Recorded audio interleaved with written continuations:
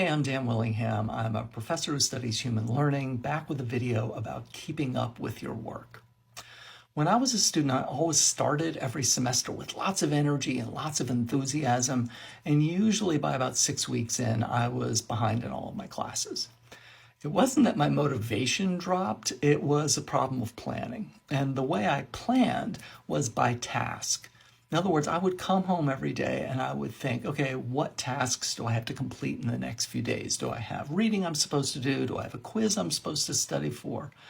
Well, the problem with doing it that way is that people consistently underestimate how long it takes them to complete tasks. This isn't just students, everybody does this. So in my case, for example, I'd come home on a Tuesday, I would see that I had a problem set for chemistry that was due on Friday, but I wouldn't start it Tuesday because it's due Friday, so I would figure I was going to do it Thursday night. Well, come Thursday night, the problem set takes much longer than I thought. I'm up till all hours trying to get it done, or more likely just not finishing it. Right, so instead of planning by task, what you want to do is plan by time.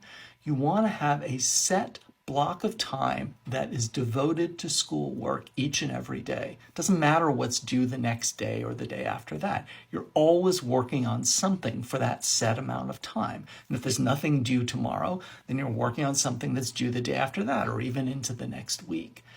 This allows you sort of a cushion of time. You're spreading your work out so that if you do encounter something that is more difficult, is taking much more time than you thought it was going to, you're probably starting it a few days early. And so you've got some recovery time. Now, obviously, for this to work, you need to have that block of time be about the right duration. So how long is it supposed to be? Now, initially, you can't know. You're just going to have to guess, and you adjust as you go, making it longer or shorter as your experience dictates. But I'll give you a couple of things to think about.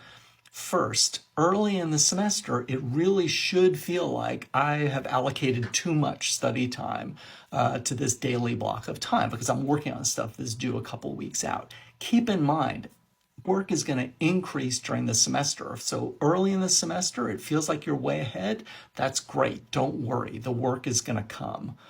The second thing is I would be kind of quick to make my study session a little longer and slow to make it a little bit shorter. And the reason for that is if it's too long, this is a mistake you can live with. All it means is you're going to get a little bit farther ahead of the game, and that's fine. In the next video, I'll give you some ideas about how to structure this study session so that you actually stick with the schedule.